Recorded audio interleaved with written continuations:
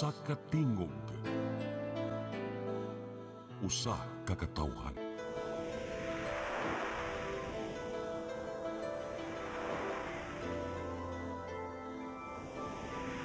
Cebu Catholic Television Network.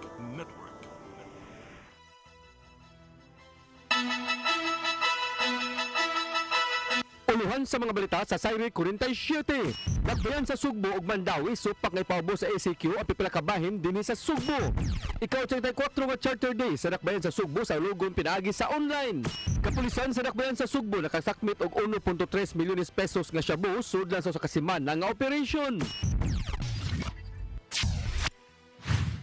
Sugbo, Kabisayan ug Mindanao, Pilipinas ug sa katawhan kutob sa babot sa tong Sibya sa tibuok kalibutan maayong hapon. Live gikan sa Cebu Catholic Television Network ug dungan nga mabati sa DYHP, RMN Cebu niining mga orasa. Kini ang tulumanon sa mga nga nagsayuran nga angay na tumasayran. Ako si Rufil Banyok, uban ni Divine Marshal Flores og Sekretaribo ang Puwersa sa CCTV News ug DYHP News Team. Kini ang Sayre 47.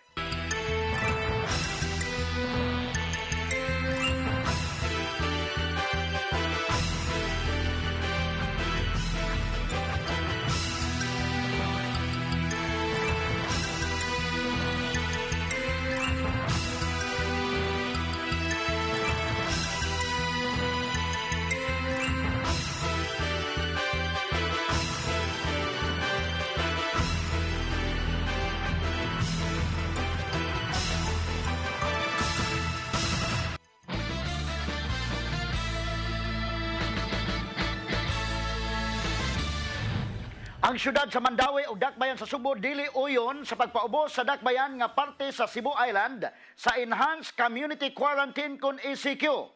Kini subay sa rekomendasyon sa Department of Health Central Office pagpaubos sa Sugbo sa pagbalik sa ECQ. Ang kasayuran ihatod ni Mary Rosa Garino. Dili uyon ang syudad sa Mandawi ug Dakbayan sa Sugbo pagpaubos sa mga syudad nga parte sa isla sa Sugbo sa Enhanced Community Quarantine. Kini subay sa rekomendasyon sa Department of Health Central Office pagpaubos sa Cebu Island sa ECQ gumikan sa padayong pagsaka sa kaso sa COVID-19 ug mga bag-ong variants sa virus. Matod ni Attorney John Edo Ibanez, Executive Secretary ni Mandawi City Mayor Jonas Cortez, nga dili uyon ang mayor sa posibilidad nga mahibalik sa ECQ. Dugang niini nga dili na makasugakod pa ang ekonomiya sa Dakbayan kung mag-lockdown na usab. Aso niini nga daghang negosyo ang mga apektuhan ug mawad-an usab og trabaho ang mga tao. We're just hoping, Mandawi City and Mayor is also hoping this will be given more thought and consideration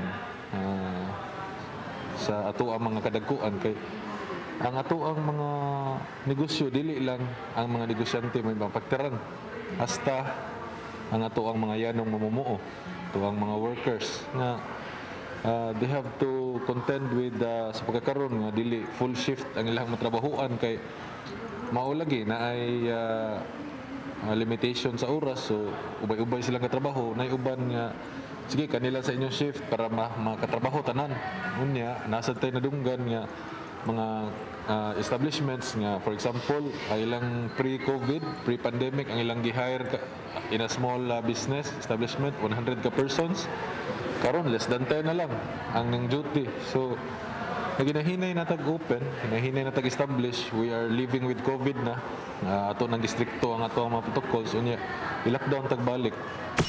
Dugang ni Ibanez nga dako ra usab kaayog biya gikan sa MGCQ ngadto na sa ECQ. Hinuon ang Central Office mihatag og upat ka adlaw sa Sugbo ug DOH-7 aron sa pagtan-aw sa mga data ug uban pa. Si Attorney Lizer Malati, Pangulo sa Business Permit Licensing Office, ang nagkanayon nga naa na sa 15,000 ka mga negosyo ang nag-operate pagbalik. Ang Dakbayan sa kinatibuk-an adunay 17,000 ka mga negosyo. Samtang dili usab motugot si Cebu City Mayor Edgardo Labella nga dunay laing lockdown nga mahitabo sa syudad. Matod niya nga dili lalim ang kasinatian sa katawhan dihang gipaubos sa lockdown ang Dakbayan. Granular lockdown or selective lockdown. Usa ka street, usa ka building, usa ka apartment, usa ka pamilya, or usa ka sitio, kana siguro pwede na itawag og granular lockdown. But making a total lockdown of the city of Cebu, we will not do that. Mary Rose Sagarino, CCTV News. quarantine violator sa dakbayan sa Subo nagkagamay na karon kung itandi sa nang labay nga mga simana atulos gipatuman nga Oplan Bulabog. Mga establishmento na edukar na usab ug wa nay nadakpan nga nag-inom sa mga restaurants. Ang kasayuran ihatod ni Arnold Bustamante. Kapulisan sa sudad sa Sugbo nakatala lang og 60 ka quarantine violators sa silang gihimong Oplan Bulabog kagabi sa mga barangay lakip na sa mga establishmento sa Dakbayan Sugbo. Sa 60 nga nadakpan, 49 aga hamtong, samtang 11 aga mga minor de edad, 42 ang nakalapas sa curfew, 15 ang walay face mask, usa ang walay quarantine pass, samtang duha ang nasakpan nga nag-inom. Mas ubos kini matud pa ni Police Lieutenant Colonel Wilbert Parilla. Itandi sa nanglabay nga mga simana atol sa pagsugod silang Oplan Bulabog nga mutala sila dulan sa usa ka gatos ang barakpan matagabi. Yes, medyo ubos na gini siya kayo kung para ka ni adto, no. So dili na gid siya sa before mo average man ta og almost 200 ang ato ang ma-apprehend daily.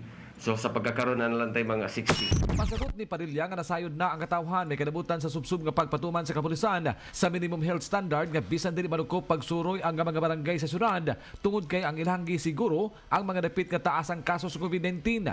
Nalipay ang kadagkuan sa CCPO gumikan kay nabantayan niini nga ang mga kananan na wala na mo baligyag ilimnon nga makahubog sa ilang mga customer. Gang kunhino ni Parilla nga nakadawat sila reklamo nganong nga dili apilon na mga restaurant sa hotel nga doon man nag-inom apan ihang gipasabot nga mahimo ra nga makainom kadto nga ilang mga guest ug dili usab kini matawag nga publikong lugar. So far ang ato ang mga establishment do hing-comply gid sila ning ato ang liquor ban.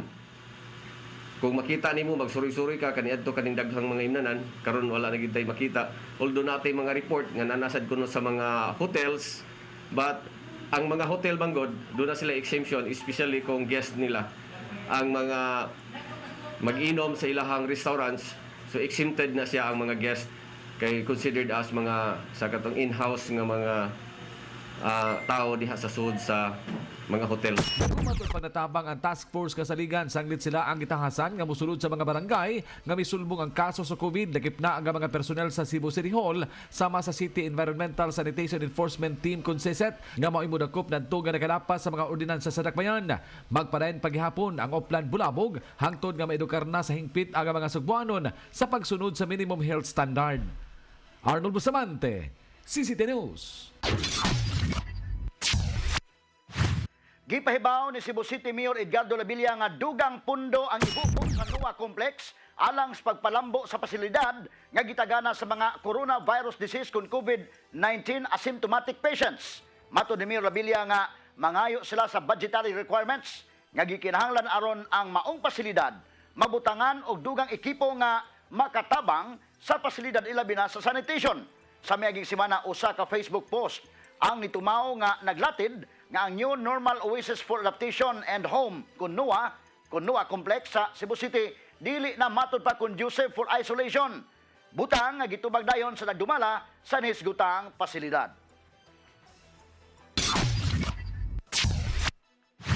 Sa laing bahin giangko nila Lapu-Lapu City Mayor Junard Ahong Chan nga naglisod sila sa ilang pagkumpati batok sa COVID-19 karong mga panahona.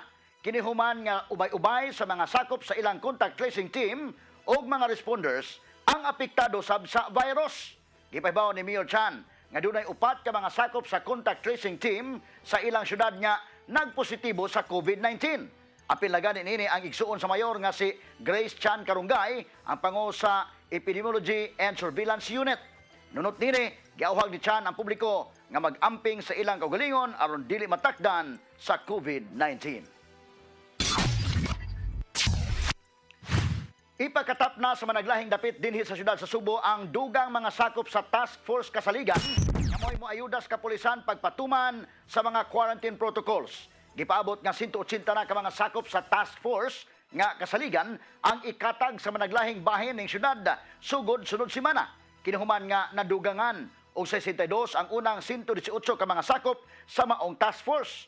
Suma pa ni CCPO Deputy Chief for Operations, Police Lieutenant Colonel Wilbert Parilla, nagsugod na sa ilang orientation ang dugang 62 ka mga sakop sa Task Force Kasaligan. Malaumon sa Parilla nga pinaagis pagpakatap sa dugang sakop sa Task Force, maminusan ang mga violators sa quarantine protocols.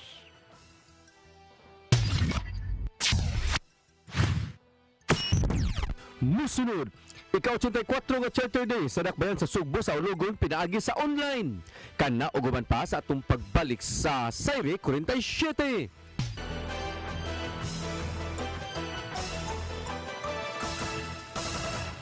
Ako si Mr. Rudy Romares, electrical subcontractor ng maong building. Ani adto nga wala pa kong mugamit ug ko'y sakit akong tuhod, iglakaw na ko, akong mga lutaha, no. Labi na gikan ta sa overtime. Di sa ko ganahan mo kaon, nindot na ang resulta kay karon mo agi ta sa rampa diha, no. Maglakaw ra jud ko. Mga batan-on nga mauwahin akong lakaw kay kusog na ko mulakaw tungod sa paggamit nako sa koy. So ay mo gamit sa koy kay nindot kay resulta. Daghang kay salamat sa koy. Herbal capsule, barato na, epektibo pa. Koy Herbal Capsule.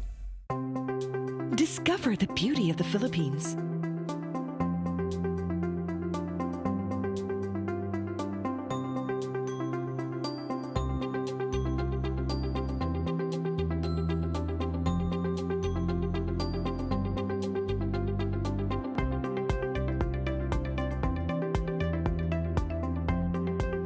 With Philippine Airlines, the country's flag carrier.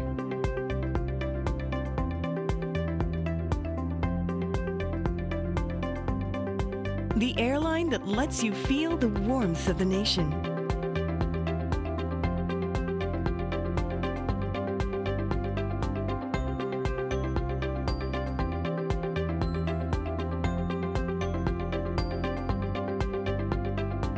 Mabuhay!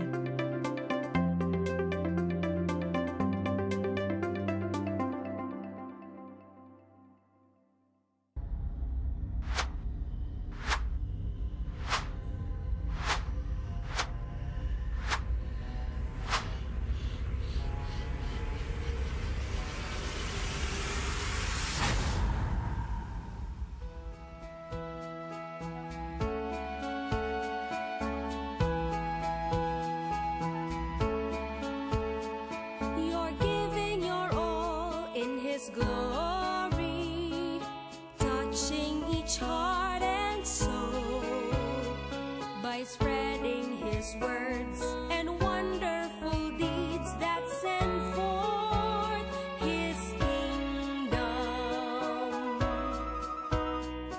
It's love that you feel, that you care for all who have gone astray. You show them the way that leads to His full of love. Faith in action, it's love.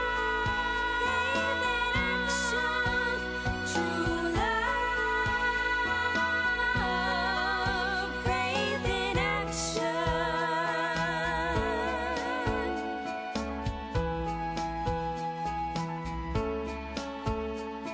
We're one in one hope, inspiration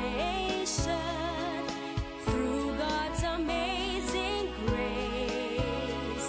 His power and love and pureness of heart show to us His wisdom.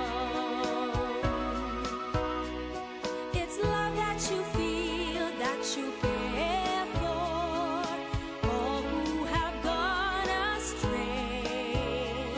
You show them the way that leads to His full of love. Faith in action, it's love. Faith in action, true love.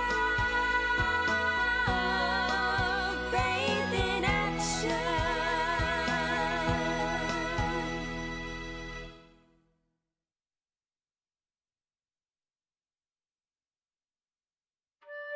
Come 2021, the Philippines will celebrate 500 years of Christianity. Here in Cebu, the cradle of Christianity, Cebuanos will celebrate the gift of faith through Pagsangyaw 2021. Pagsangyaw 2021 is a massive, extensive, and creative evangelization campaign. Be involved, express your faith, and share the gift of faith. Batuki ang COVID-19. Tulo kahugna sa COVID. COVID sa ilong lang, bitamina C, kasagaran walay hilanat. Asymptomatic, walay simptomas. COVID sa tutunlan, katol ang tutunlan, panahon sa kaayuhan o sa kaadlaw, paglimugmog og init nga tubig, medyo init nga tubig ang imnon, paracetamol kung may hilanat, vitamin C, B-complex. Kung grabe, nagkinahanglan na og antibiotic. COVID sa baga, pag-ubo o kakutas, sud sa 4 ngadto sa 5 ka adlaw. Vitamina C, B-complex, limugmog og init nga tubig, oximeter, paracetamol, oxygen cylinder kung grabe. Gikinahanglan ang daghang tubig, ehersisyo sa pagginhawa, estado nga gikinahanglan ng moadto sa ospital. I-monitor ang level sa oxygen. Kung moabot na gani og 43, gikinahanglan na ang oxygen cylinder. Ayaw itago kining maong informasyon alang lamang sa imong kaugalingon. Ipaambit kini sa imong pamilya o mga higala ang pagpakigbatok sa COVID-19. Hatod kaninyo ning istasyon.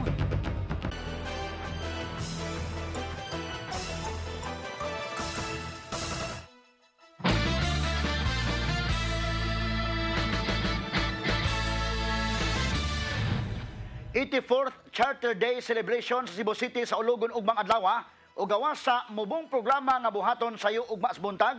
Ang ubang kalihukan subay na sa maong selebrasyon himuon sa online. Ang kasayuran ihatod ni Decime Padilla. Ugmang adlaw Pebrero 24 mang ika-84 nga Charter Day celebration sa Cebu City ug tungod kay nagatubang pa man ang kalibutan ining coronavirus disease kung COVID-2019. Gilagway ni Cebu City Mayor Edgardo Labella nga dako og kalahian ang selebrasyon karon itani sa manang labay nga katuigan. Aron malikayan ang mass gathering, walay testimonial dinner nga buhaton ang mga kalihukan sa Charter Day. Himuon online ug dunay duha ka television network ang mo-cover niini. Atol unya sa virtual program ang Cebu City Government mohatag og awards sa mga individual ug institusyon nga dako og natampo sa kalambuan sa dakbayan. Dunay Mayor Special Awards, Outstanding Institutions, Outstanding Individual, Outstanding Department Heads ingon man loyalty awardees. Kadaghan di ay dinhing mga empleyado sa dakbayan nga mga tag 40 years, 30 years na. So I think we will be giving them loyalty awards ugma pohon sa atong virtual nga program, Charter Day program. Sayo sa buntag ug mga adlaw dunay programa nga buhaton ang syudad diha sa Plaza Sugbo. Gilauman nga sila si Mayor Labella ug Vice Mayor Michael Rama mohatag silang Charter Day message. Tapuson ang kalihukan sa usa ka wreath-laying ceremony sa monumento ni Don Vicente Rama ang amahan sa Cebu City Charter. Gani karong adlaw ang syudad dunay gihimo nga Don Vicente Rama Memorial Lecture aron ang syudad mahibaw sa life of governance ni Don Vicente Rama. Decime Padilla, CC10 News. Lapu-lapu City Mayor Junard Ahong Chan apod-apod og mga leaflets ngadto sa mga upunganon sa ilang merkado publiko kagininang buntag. Napatik sa maong leaflets ang impormasyon kabahin sa coronavirus disease kun COVID-19 vaccines. Ang kasayuran ihatod ni Fatch Anthony Enso. Niapod-apod si Lapu-Lapu City Mayor Junard Ahong Chan og mga leaflets ngadto sa mga upunganon sa ilang merkado sa barangay poblasyon kaganihang buntag. Napatik sa leaflets ang mga impormasyon kabahin sa coronavirus disease 2019 kon COVID-19 vaccine. Mismong si Chan ang nangunay sa pagpanghatag sa leaflets ngadto sa mga tendera o sa mga tao nga nangumpra sa merkado. Diniyaha silang giauhag sa pagbasa gyud sa mga nakasuwat sa leaflets. Sa prioridad sa magpabakuna. Luwas ba ang bakuna? Libre ba ang bakuna? Kaya mga tubag yan. Libre lang. Ini siya, kasi natin kaila until, at mag-extend until March 7, ini may tungod sa vaccination food sa polio, mata, no? Nasairan nga tuyo sa mayor sa pagapod-apod nini mo aron sa pag-agni sa mga upunganon nga magpabakuna gyud. Hilabi na say gayon nga mamahimo na kining available ngadto sa publiko kini aron maprotektahan ang katauhan ug makontrolar ang pagkuyanap sa COVID-19. Pinabibigay natin, pina-educate natin yung mga tao tungkol sa COVID-19 vaccine, no? Kasi marami ang nagtatanong kung safe ba yung vaccination ng COVID-19. So, lahat ng mga tanong nila nandito nilagay namin at merong mga sagot. So, para maiintindihan nila kung gaano ka-importante yung COVID-19 vaccination.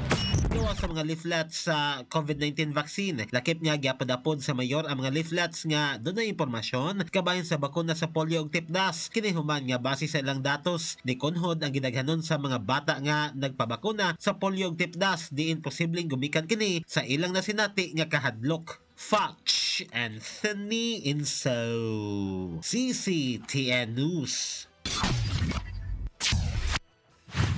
Ang syudad sa Mandawi may klaro nga mamahimo ang pagpamaligya o pagpalit og ilimnong makahubog sa mga grocery stores ug uban pang mga mamahimo usab nga ang publiko magmokonsumo apan sa sulod lang sa nagkadaiyang panimay. Ang dakbayan ni adtong Sabado ni luwat og executive order pagpatuman og total liquor ban. Ang kasayuran ihatod ni Mary Rosa Garino.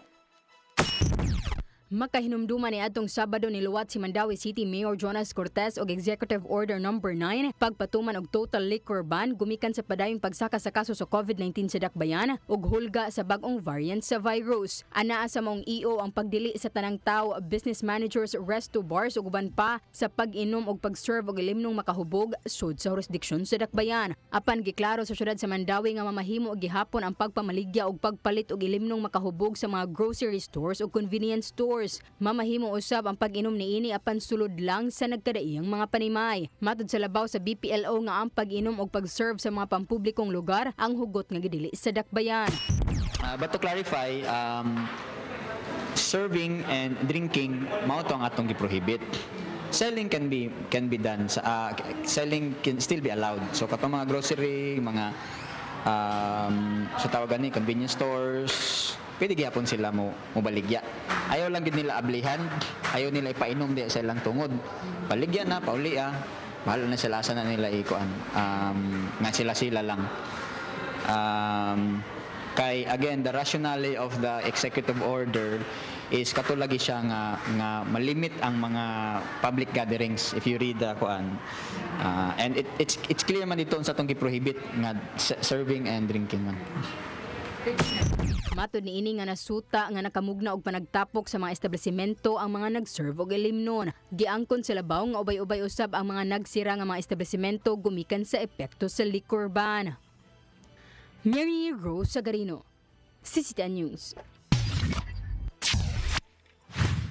Dalaw sa mga silda sa 11 ka police stations og sulod sa kampo sa Cebu City Police Office, kasamtangan nga gidili lang una, human unom kadinakpan sa Pardo Police Station ang nagpositibo sa coronavirus disease kon COVID-19. Mga pulis nga naka-close contact sa mga piniriso, gipaubos na sa isolation. Ang kasayuran ihatod ni Arnold Bustamante. Doon natay 6 kabuok as of now, unom kabuok ang ato ang nagpositive sa Pardo Police Station, and they are already waiting for transmittal ngadto sa BGMP. Gikumpirmar sa Cebu City Police Office nga doon unom ka mga binilanggo sa Pardo Police Station ang nagpositibo sa coronavirus disease. Human sila gipaubos sa swab test at nilipas sila dalhon sa Cebu City Jail. Mato ni Police Lieutenant Colonel Wilbert Parilla, Deputy City Director for Operations sa CCPO, nga sa pagkakaroon gisuspinso una nila ang dalaw sa tanang kabanay sa 11 ka mga police station lagip na sa bilangguan sa sulod sa Camp Sotero Cabahog nga nainabutang sa Daan Gurudro. Wala hinon gi-lockdown ang tibok police station sa Pardo apan gipaubos na nila sa disinfection ang sulod sa selda. Samtang ang mga pulis nga naka-close contact sa maong dinakpan, gipa-isolate lang una samtang nga magpaabot sa resulta sa swab test. So, just like what we have done sa previous nga mga stations nga doon ay nag-positive, ato sang ihunong ang pagpasulod og mga arrested person and then atong i-decontaminate ang tibok stations, no? Pero dili na to na i-lockdown ang kadto lang mga directly nga na-contact sa mga arrested, maoy ato ang i-isolate, then atong ipaswab diretso ang tanang personnel sa Station 7. Nagtuo si Parilla nga positibo ng daan sa gawas ang mga dinakpan sa dihaga gidala kini sa police station ug nakapanakod kini sa ubang pineriso sa selda. Dugang niya nga matag panahon nga adunay badakpan sa dili pa kini ibalhin sa City Jail, kinahanglan kini nga kuhaan og swab test aron masiguro nga ang dalhon sa Bureau of Jail Management and Penology personnel walay virus o kung nga magpositibo man kini, ibutang sila dayon sa isolation area sa bilangguan. The same gyapon no sa ato ang mga arrested dito sa ilahang lugar daan, it might be sa ilahang lugar na daan, nagpositive na ni sila, and then diha na ni na-detect kay ato doon na naman tayo SOP nga ato yung ipaswab ang ato ang mga arrested person. Wala lang una pasudli sa mga bagong dinagpa ng silda sa Pardo Police Station o gimanduan ni Parilla ang hepe sa mga istasyonan sa pulis nga dito kini kasamtangan nga itanggong sa CCPO. Tungod sa panayang pagsaka sa kaso sa COVID-19 sa sudad sa Sugbo, adunay mga medical personnel ang gipa-augment sa Mataga Police Station nga mo'y mumonitor sa panglawas sa mga personnel niini. Sa kasamtangan, adunay napulog ka mga pulis sa Dakbayan Sugbo nga natakbuyan sa virus nga naana sa isolation area nga giatiman na sa PNP Regional Health Service 7. Arnold Bustamante, CCT News. Streamers nga dunay nakasuwat nga Run Sara Run kalit lang nga mitumaw sa pipila ka mga lugar sa siyudad sa Sugbo. Ang official sa kunang Office of the Building official sa ilang bahin miasoy nga way aplikasyon nga nadawat sa ilang buhatan mahitungod dinhi mao mga streamers ug hayan tangtangon sa probe ang maong mga streamers. Ang kasayuran ihatod ni Decime Padilla. Gipaabot nga tangtangon sa Cebu City Government ang pipila ka mga tarpaulins nga gituang nag-awhag kang presidential daughter of Davao City Mayor Sara Duterte Carpio nga modagan pagka-presidente sa umaabot nga 2022 elections. Ang maong tarpaulins dunay nakasuwat nga Run Sara Run nga gipamutang sang skywalk sa syudad sama diha sa General Maximum Avenue, Osmeña Boulevard ug Imus Road. Nakasuwat sab sa maong tarpaulin ang Friends of Sara Cebu nga gituang may nagpaluyo sa pagbutang sa mga materyales sugod kagahapon Lunes, Pebrero 22, 2021. Samtang ang maong mga tarpaulins nakakuha sa atensyon sa mga tao hayan dili kini magdugay sa managunang kadalanan sa syudad. Si Cebu City Mayor Edgardo Labella mimando sa Office of the Building Official kun ubo sa pagsusi sa pagbutang sa maong mga tarpaulins kun duna ba kini permit gikan sa dakbayan. Of course, kung naay mga banners na nakabutang diha atong tan-awon kay kinahanglan man na doon naman ay ingnon nato requirement sa OBO na mangayo og permission. I will ask OBO if naaba na permission. But of course, di yung takapugong sa mga tao sa inang debate. Pero tungod kay na may regulation, ako na I will have it checked by OBO. Si Architect Florante Catalan, Pangulo sa OBO, pinaagi sa text message ni ini miingon, walay application nga nisulod sila muhatan alang sa pagbutang sa maong mga streamers. Nunot ni ini sigon ni Architect Catalan nga paybaw nila ang prevention, restoration, order, beautification, enhancement kun probe labot ni ini kay sila matud pang manangtang ni ini mga illegal streamers. Decime Padilla, CCT News. Musunod, kapulisan sa Dakbayan sa Sugbo nakasakmit og shabu nga mokatidad og 1.3 milyones pesos sudlan sa kasimana nga operasyon. Kana ug uban pa sa atong pagbalik sa Sayre 47.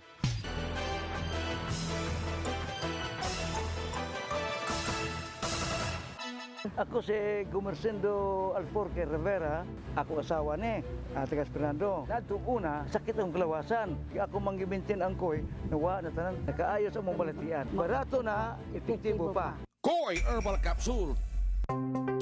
Discover the beauty of the Philippines.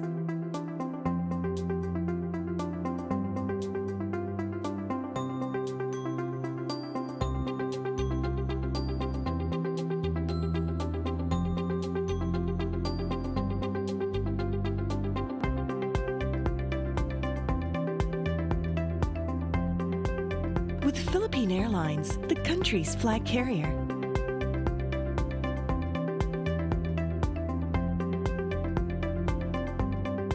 The airline that lets you feel the warmth of the nation.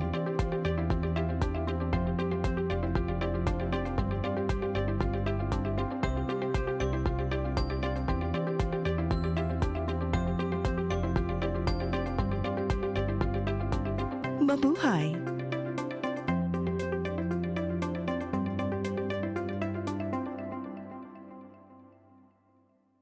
Ako si Mr. Rudy Romares, electrical subcontractor ng maong building. Ani adto nga wala pa kong mugamit og koy sakit akong tuhod, iglakaw na ko. Akong mga lutaha, no. Labi na gikan ta sa overtime. Di sa ko ganahan mo kaon, nindot na ang resulta kay karon mo agi ta sa rampa diha, no. Maglakaw ra jud ko. Mga batan-on nga mauwahin akong lakaw kay kusog na ko mulakaw tungod sa paggamit nako sa koy. So ay mo gamit sa koy kay nindot kay resulta. Daghang kay salamat sa koy Herbal Capsule. Barato na, epektibo pa. Koy Herbal Capsule.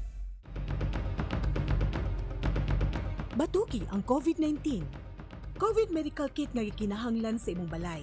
Paracetamol, betadine alang sa panglimugmog sa baba, vitamina C ug D3, B-complex, Vaporada plus kapsula aron hanggapon ang alisnaw sa init, oximeter, oxygen cylinder, ehersisyo sa pagginhawa.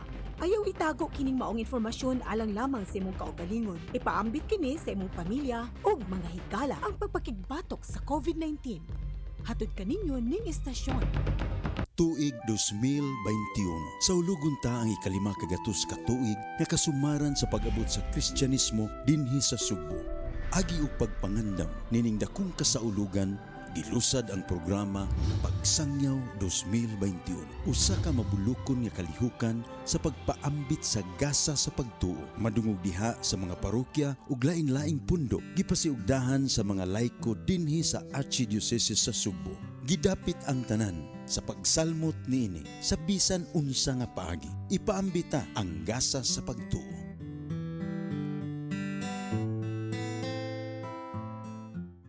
Ikatulo nga pulong, babae, anyang imo anak, Juan 19:26. Ba, inay mahamay mo, akita ng tanan. Nakaibaw man ka nga while magklase na siya, nagatiman sa na siya sa iyang inahan nga nasakit og Alzheimer. Morning class, so how was the examination yesterday? Susuyo, sir. Big answers.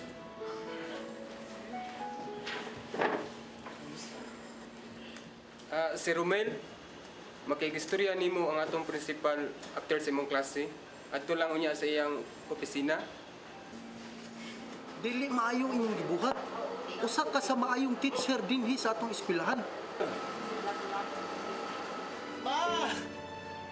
Ma! Luwan ni Mama! Lawasin mo na, tabangan natin si sir. Ma! Ma!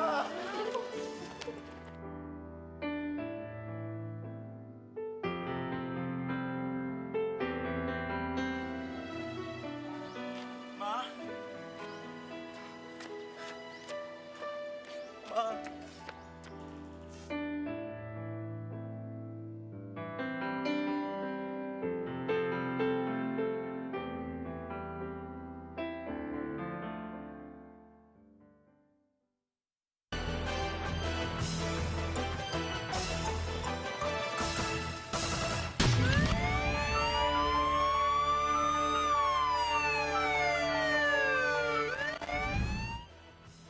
Kapulisan sa siyudad sa Subo nakasakmit og kapin sa 1.3 ka milyon ka pesos ka balor sa illegal nga drugas sudlang sa usa ka semana nga anti-drug operation. Nakalusad sila 32 ka mga anti-drug operations nga miresulta sa pagkasikop sa 33 ka mga drug personalities din upat nini nalakip sa high-value target individuals. Matod ni Police Lieutenant Colonel Wilbert Parilla, ang Deputy Chief kung Deputy City Director for Operations sa Cebu City Police Office nga bisan sa pandemic, padayon ang iligal nga negosyo sa mga drugista nga mo hinungdan nga wa sab sila mo lugak sa ilang operasyon. Giangko ni Parilla nga daghana sa mga drug group nga naglihok sa siyudad sa Sugbo ang ilang nangadakpan ug ang uban nangamatay human misukol apan adunay gihapoy muhulip tungod sa kadako sa kita niini. Mando sa CCPO sa mga police stations nga pahugtan pa nila ang ilang kampanya batok sa illegal nga drugas, ilabi na nga dunay gipangtug-an ang ilang mga dinakpan kung kinsa ang tig-supply kanila. Kanina sa do bag-o naman sa demo ni ang ato ang gisunod na sad sa ato ang mga intelligence community considering mostly sa mga identified kaniadto nga mga drug personalities, it's either arrested or na neutralized na, no. So karon nanasad as we have expect, no, kung dunay mawagtang nga mga drug personalities naasad gyud mo puli because of money. Dako man gyud kay na nga kwarta ang drugas. So, muna nga mo expect kita nga naagyod gihapoy mo puli. So, muna sa gilihok na sa doon sa ato ang mga intel community pag-identify kung kinsa na sa ning bag-ong mga nag-operate or nag-handle aning mga drugas din sa ato ang siyudad. Ni surrender nga ato kang Lapu-Lapu City Mayor Junard Ahong Chan ang usa ka drug suspect kaganinang udto. Kinihuman nga ang mao nga drug suspect nalutsa na di iPod og warrant of arrest. Ang kasayulan niya ni Fats Anthony Enzo. Ni surrender ngadto kang Lapu-Lapu City Mayor Junior Dahong Chan ang usa ka drug suspect human kini nalutsan og warrant of arrest. Ang mao nga drug suspect giila nga si Renato Macayana, 39 anyos, residente sa Barangay Gunob, kinsa nagatubang og kasong kalapasan sa Article 2, Section 5 sa Republic Act number 9165 kon ang Comprehensive Dangerous Drugs Act of 2002. Niadtong buwan sa Oktubre sa miaging tuig ingong gisubject sa bypass operation si Macayana og kini nakaikyas apan ang kapulisan ni padayon sa pagpasaka og kaso. Batok ang Macayana bisan kini og at large pa. Ang anak ko yung waran. Surrender ko. Kay ang amo mong gitubag ang sumon. Kami niya. Gitubag to. Isumunan niya din kami gitubag mo. Then niguwa sa resolution niya. Good warrant mo to. Surrender ko. Ang korte pinagi ni Judge Rosario Evelyn 5 sa H71 sa Dakbayan sa Lapu-Lapu ni issue sa warrant of arrest batok kang Macayana niadtong Pebrero 2 diin wa kini mirekomendar og piyansa sa mao nga kaso. Nasayran nga usa sa hinungdan sa iyang pagsurrender ngadto sa mayor mo aron masiguro ang iyang kaluwasan og seguridad. Samtang si Chan siyang bahin ang midayeg hinuon sa gihimo ni Macayana sa pagsurrender inay kini magtago-tago kini aron badungog usab sa hukmanan ang iyang habig ug mahatagan niya katin-awan ang kaso nga gisangat batok kaniya. Matubang na tumira. Tubag na tumira kung mapasura ko sa niya. Clear ni mo ang ba? Human siyang pag-surrender si Macayana daling i-turnover ngadto sa Lapu-Lapu City Police Office kon LCPO aron sa pag-detain ni ini. Fox Anthony Inso, CCTN News.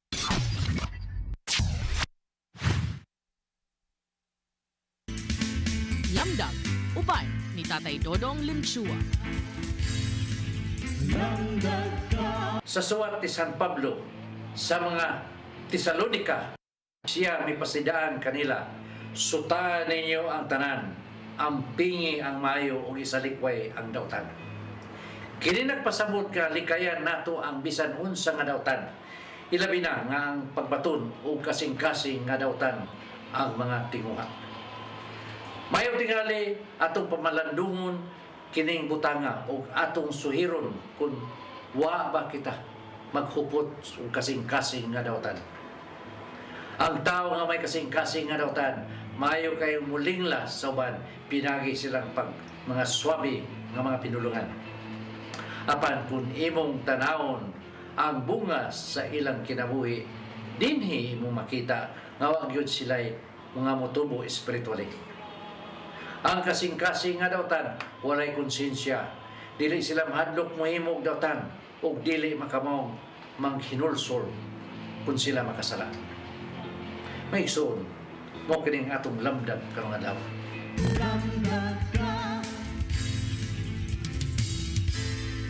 Mao kato naglangkob sa atong mga balita dinhi sa Sayre 47. Ako si Rufil Banyok ug sa usab ni Divine Marshall Flores ug sa kinitibukang puwersa sa CCT News o DYHP News Team hangtod ugma dinhi lang gyapon sa atong paboritong tulumanon, Sayre 47.